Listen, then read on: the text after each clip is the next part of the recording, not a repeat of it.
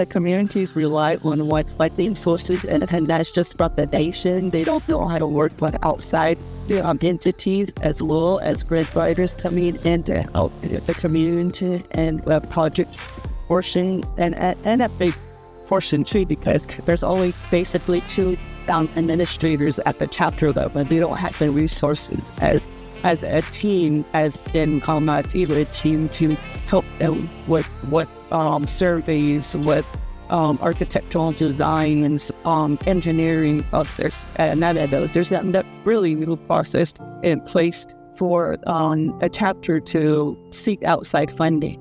See, I think that's the biggest hurdle that they spend. Just the trust-wise as well, that they don't trust outside entities to come in. There's always that advantage that they're here to exploit. So that's always one of the things that they look at. So and they're really not going out to look for fundings themselves. They'll look for one funding sources from the nation. Okay, so most of them are based on the Northwest New Mexico territories along Highway 491. So there's Screens, Two Great Hills, Tolina, Sanasti, Red Valley, Cove, Kadiahi, that's right next to the river, and the Clavato. Most of these communities have been impacted by uranium extraction, and so some of the areas are contaminated. And so, even their schools are made with that radioactive material. So there's this legacy of energy or extraction in the communities. And so we're trying to also build trust on ways that we could have a menu of options for community members to have access to energy. And those are the communities that I represent. I mean, really what they want is healthy communities, reliable energy that's affordable, and also ways that they can weatherize their homes so that they maximize energy efficiency. Because if they heat their homes at limited resources, like it's cooking or it's wood, all of those are very high cost energy, and then it just leaks out of their homes. So it's also essentially weatherization and consumer advocacy, and seeing what is the best way that they could heat their home. And so we had mentioned a solar, when the engineer is talking about a heated wall or heated system, what would that look like? Or is there, even potential for geothermal, or if we're doing microheating pool, and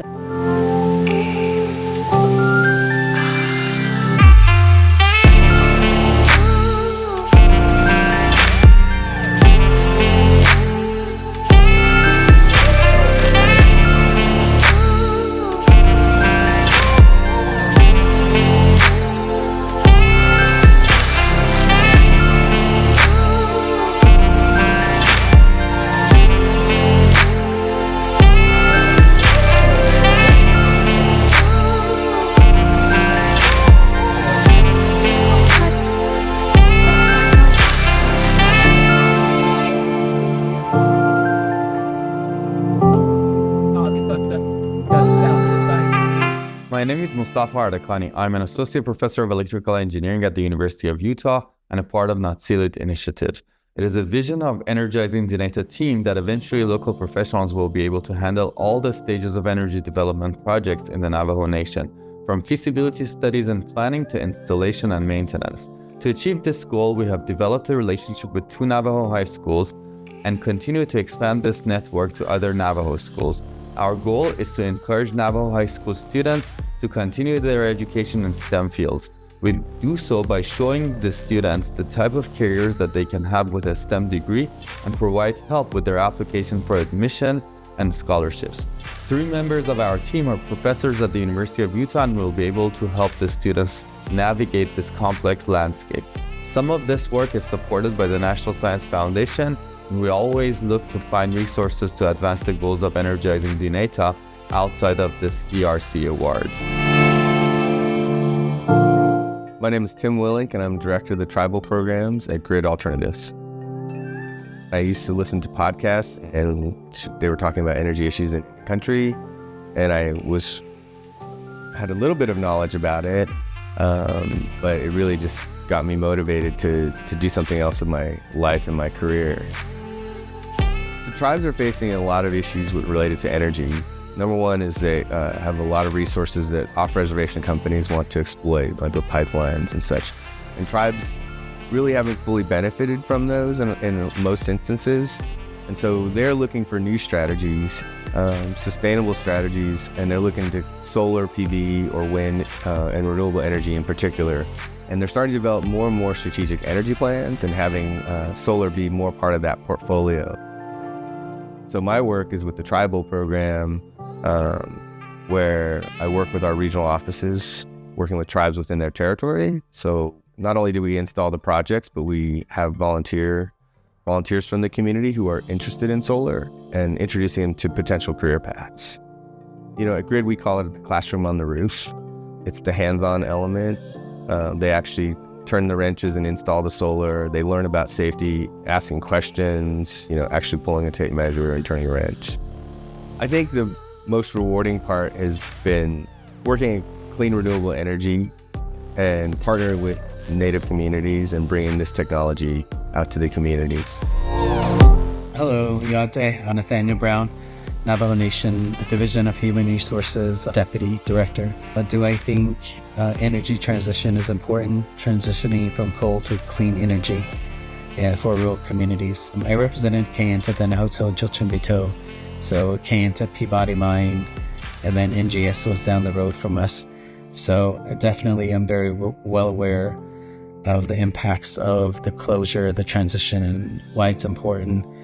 Important because that's where the world is moving to, and we want our communities to be part of it. There's job creation, there is technology to be learned. In 2019, the 23rd Council voted down Navajo Generating Station and Kayenta Peabody Mine, and now currently, as of today, is continuing to devastate our communities. We have data on how much communities depended on coal as a heating source, as a very basic energy source in a home, and it's pretty unhealthy, some say. But you know, coming from that and then to green energy, like we have the solar panels and Kayenta, and there are others that are going up. It's important, especially smaller single household solar panels with batteries and even a Starlink, because we have still about 40% of our Navajo population without basic infrastructure, running water, power, any of those, including internet, Wi-Fi. So those would be very beneficial to local communities. My name is Ming-Chi Liu. I am a member of the City Initiative. I'm also an associate professor of electrical engineering with the University of Utah. The Energizing Dinétah team has years of experience working with the Navajo Nation on clean energy projects. During Phase 2 of the ERC prize, we significantly extended our existing partnership with the Navajo Nation to involve Windora, different Navajo chapters, and Navajo for-profit and non-profit entities in pursuing clean energy funding opportunities for the Navajo Nation. These newly established partnerships have led to 4 submitted DOE proposals and 3 awarded projects with a total award amount of $10 million. Our team has been training Navajo startups on grant writing and project management. This activity has led to an awarded DOE project to develop solar battery solutions to provide power to 300 Navajo homes. During Phase 1 of the prize, we identified several issues in establishing partnership in the Navajo Nation. In Phase 2, we developed a sustainable partnership model that solves those issues. This model encompasses our philosophy of education, combination of top-down and bottom-up strategy, embedded services, and multifaceted trust building. Our vision is to address and advocate for clean energy infrastructure needs in housing on Nikihia as a means of fostering collective healing, including physical, psychological, spiritual, and restorative.